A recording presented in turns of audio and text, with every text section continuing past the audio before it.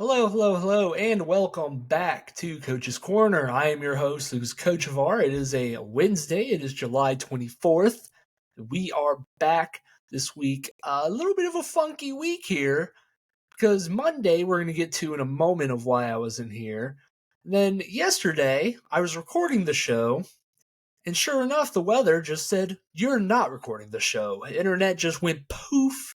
And if you don't know what's been happening in Georgia with the weather, it's been Florida. We've gotten a thunderstorm every single day for the past week, it feels like. And for some reason, sometimes it's just stronger than others. And yesterday, it was stronger. And it knocked out the Wi Fi. It said, no more Coach's Corner, no Tuesday show. You're going to push all your topics to Wednesday. And I was like, man. Then I looked at all the topics that were going on, realized that nothing probably would happen in the 24 hours I'd wait. Sure enough, here we are. Nothing has really happened. I can continue on with the topics I do have to talk about, that I do want to talk about, and all that good stuff. Yeah, so we are back. It is a Wednesday. Only going to have two shows this week, I suppose, now that yesterday was wiped from the slate. But why was I not here on Monday, you ask? And well, let's say it also had to do with the weather. But it wasn't the weather that was happening outside. It was the weather on the big screen. I went to the movies. I did a cinema, and I saw Twisters. I saw the brand new Twisters movie. A little bit. People kind of were. I wouldn't say skeptical. People are excited for it because it got a really good opening box office weekend. But you would see it and you would think, oh, it's a reboot of the 1996 movie Twister, which it is, but not in the sense that you would think that they tie it all in together. It's the movies are completely separate stories, different characters, except the tornadoes. The tornadoes are still the same characters. They're still around. Shocker. But it is a completely new story. Glenn Powell, Edgar Daisy Jones, I want to say. I probably just butchered that. Whatever the actress is, she did a wonderful job. She's the protagonist. I thought she did a really good job, and her role kind of acting. Glenn Powell is your brand new Hollywood star. He has the Tom Cruise stamp of approval. He's kind of been shown the ropes by Tom Cruise to like, hey, you're going to be basically the next big action star after me. And he is. He's really good in this.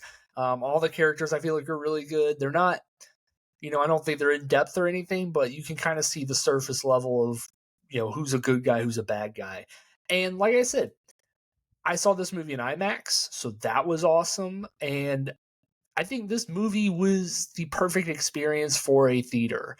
There's kind of the debate going on, I'd say, since the pandemic was like the whole streaming versus the theater thing, because you can't access any movie you want on streaming. Sometimes, you can't get the movie theater movies immediately. Some of them you can. But regardless, why go pay all that money for a movie if, you can just sit at home and watch it for the same price? And although I understand the sentiment, and I do understand that times are tough in the economy, I think sometimes you just need a good movie going experience, just a good sit down, watch at the big screen, have the surround sound, crashing and tornadoes are flying around and it's just one of those times where you should go to the theater to experience a movie like this.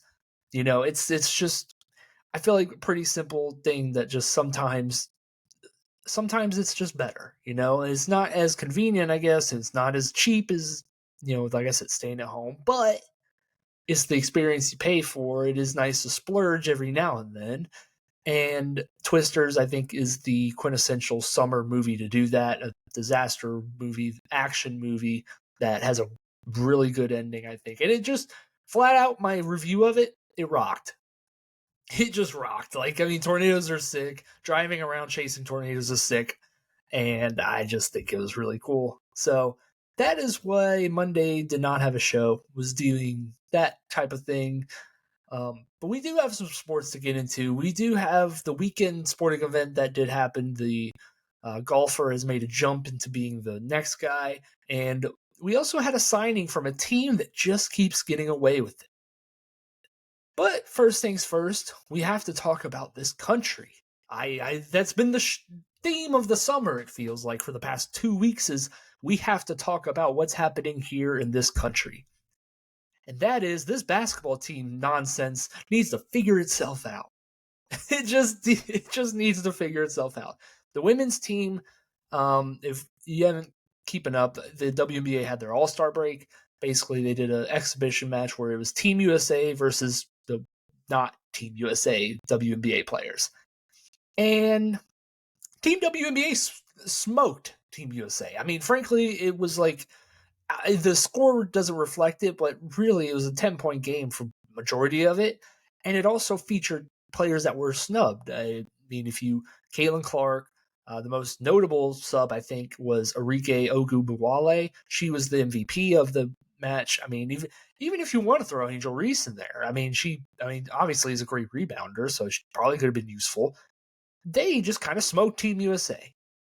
And, once again, we kind of go back to Team USA's as an organization is, did they construct the best possible team, or did they mess around with the politics of it and get too cute, and they're sending a team that won't win the gold medal in a sport that they should definitely win the gold medal? Because, I mean, fun fact here, women's basketball is probably not as advanced in other countries as men's basketball. Shocker, I know. So if Team USA does not win the gold in the women's basketball side of things, Team USA, the organization, just be ashamed. Like, they just should be. And, it's just one of those things. You just have to pencil in gold medals here and there. The women's basketball team should be a pencil in. I give the men some slack here. They do have a tougher journey. I mean, if you didn't see the stat, there was a stat where the 1992 Dream Team, when they played in the Olympics, basically 9 NBA players were across the world in the Olympics as well. That number has jumped up to 62. So that is a significant jump there. And it does make sense why it's a little bit more competitive. But even at that point, this men's team is just a frustrating group to watch on offense. And part of it is, Joel Embiid. I've made that clear. He just kind of stalls the offense. But there are guys that aren't, I don't know if it's just the scheme isn't working, like with these players, like what's happening, but the defense is great. Defense is perfect. That's how this team is going to win, is on defense. But the offense, it's players that obviously are all-stars and, should do great, but I think we're starting to see why Golden State has grown tired of Steve Kerr and his antics. And we're seeing that Steve Kerr might be the biggest merchant of them all when it comes to having, he had Steph Curry and Kevin Durant basically on the team throughout his entire tenure. Kevin Durant for a couple of years, Steph Curry the entire tenure. And so I think we're starting to see why Steve Kerr is maybe on the way out of the NBA sooner than later, just because I don't think that he understands what he's doing right now with this team. And he's running out these lineups that are just not getting the job done. And I think they'll figure it out. I think they will win the gold. But in a way, I mean, it's just like almost losing to South Sudan and, basically being in these multiple competitive games is just unacceptable. And I think it starts at the top where Team USA, the organization, just, they played their politics game and they're seeing the results here of a team that, frankly, isn't probably as good as it can be. The coaching is not throwing out these lineups that are constructive and work well together. And I mean, half the players are just not doing great at their job, like Joel Embiid. So I think right now it's not a failure on all levels because the Olympics haven't even started yet, and we'll probably see how it is afterwards. But I'd be lying to you if I said I wasn't a little bit concerned about what Team USA is doing. Because like I said, the world is a lot better now at basketball than it was 30 years ago. And the world is not that much better in golf, I should say, because Xander Schauffele, the American, has won the British Open. He went over across the pond and ended up winning the British Open. He now has the PGA Championship under his belt. And I think we're seeing in real time the evolution of a golfer that has figured out how to beat those Sunday jitters. And it's pretty cool. Frankly, shocker, sports, a player is doing good, and it's pretty cool. Because, like I said, Xander Schauffele is kind of I wouldn't even say he's a dud, but I wouldn't say he's some brash, exciting golfer like that makes headlines or anything. He just kind of comes in, he does his job, he golfs like a pro, just kind of dominates. And that's what he did on Sunday. He shot a 65, unbelievable round. He now has more majors than Scotty Scheffler this year. And if you've heard me talk about Scotty Scheffler, he's really damn good too. So that's two guys there that are basically on top of the golf world this year. It's the year of Scotty and Xander. They're both having, like I said, wonderful years. And we'll see who comes up next to beat those, can't win the big one allegations. Rory hasn't done it in a while. Tony Finau, I feel like always hangs around.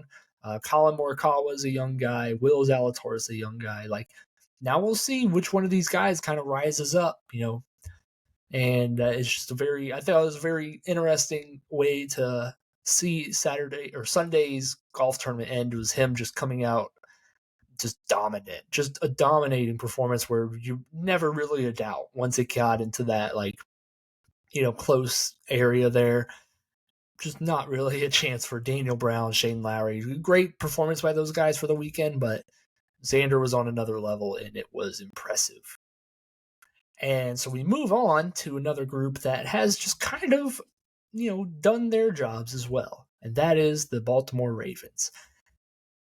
Now, I think the Baltimore Ravens are one of those organizations where they don't have a ton of Super Bowls to show for their winning, but they've done a whole lot of winning. They've done a ton of winning. They won the Super Bowl very early on in their franchise's career or inception. Then they win a little break, and then they won one in, the past, 15 years. It's 11 years now, I guess. But Baltimore's been one of those organizations. They just always kind of do the right thing in the margins. And that's something that counts definitely in the NFL with a 53-man roster. You do have to win inside the margins here and there.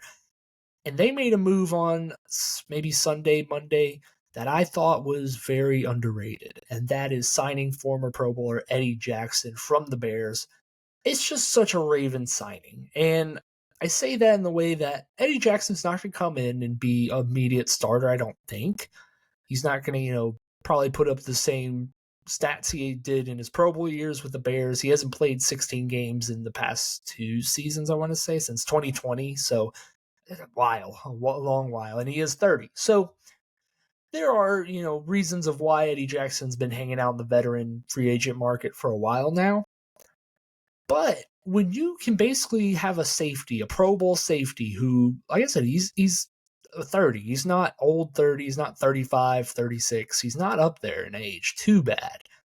When you just have one of those guys on the bench, kind of like a bullpen arm as a safety guy there, I think that's a really, really good strategy just to have another guy, have another body in case someone goes down maybe, or you need personnel out there that requires 3 playmakers at safety, which they already have the best safety in football maybe in Kyle Hamilton. Marcus Williams is a really solid free agent guy they picked up a couple years ago. And like I said, it's just one of those things where they do this in the draft, they do this in free agency. The Ravens just win in the margins. They get Kyle Hamilton, the 14th pick, perhaps the best safety in the league. They get Chris Linderbaum or Tyler Lindbaum, who's was the best center in that same draft. They just get those guys in the 20s, drafting Lamar Jackson at 32. A 2-time MVP now. You just drafted at the 32nd pick. You moved it back into the first round. Hey, let's just get a franchise quarterback. While you had Joe Flacco. So it's they're planning, their front office is just, I feel ahead of the game. They've been that way for a while now. And just signing, like I said, a guy like Eddie Jackson who doesn't have to come in and, be this big free agent signing that is immediately their best starter or something. He can just come in and just be a quality player on, just being a backup, or like I said, they just need him for a breather here and there for a safety. Just those little things with roster management, free agent management, signing veterans like that. It's just impressive to me. And the Ravens, they do that year in, year out. And there are other franchises that are also impressive to me that are dealing with some issues right now, and that is the Green Bay Packers. Jordan Love has not reported to training camp. He's waiting for a new contract to be signed, basically. And, it's interesting because we're seeing a lot of guys now that are going to have to be paid. Jordan Love is now at the top of that list. Now that he's holding out, jumped to for that spot. Tua Tagovailoa. I probably just butchered that. Either way, Tua is waiting for his contract as well. But now we're going to have, Mexican standoff. Who's going to receive that contract first? Who's going to basically demand that same money first? Trevor Lawrence got his big contract. You saw, we're going to see guys like Brock Purdy try and get their new contract. Dak Prescott still hasn't got a new contract. And a lot of quarterbacks are going to be waiting, kind of looking around the room like, hey, who's going to sign that next one so that way I can sign my next one? We're going to see a lot of moves like that. And, I think Jordan Love being the next up guy, and Green Bay, like I said, they really only saw I would say 8-game sample size that they would feel comfortable giving him the contract he wants. I mean, it's a big jump. It's a big commitment, but at this point, I don't know what options Green Bay has. They're kind of like, you spent the first round pick on this guy already. You just finally saw what he was like in his first year, and it was good. It was really good. He won a playoff game, on the road in Dallas. Like, you were very intrigued by or encouraged by it, and now you kind of have to make the decision. You have to make the commitment, and I think they will. I think it is just a natural step here. A young quarterback, you're going to pay him after his first contract, and I don't know. It feels like that's the first domino that kind of falls in the sense that teams' rosters they get worse. The quarterback, you have him on that rookie contract. You feel good about it. It's kind of why the Bears drafted Caleb Williams and shifted Justin Fields out of there. Get that new rookie contract going. He's cheap. You can build the rest of the team. And they were doing that, with Jordan Love in mind. But now, they waited so long to play him and trade in Aaron Rodgers. Now he wants that big contract. You're going to have to end up cutting some guys that were probably going to be helpful. You're going to have to really kind of manage your money more. So it is a big decision for the Packers, but I feel like it's an easy one. They should lock up Jordan Love. No pun intended, I loved how he played last year. I thought he was really, really good down the stretch. You saw the maturity in the playoffs, especially. He gave the 49ers a run for their money on the road.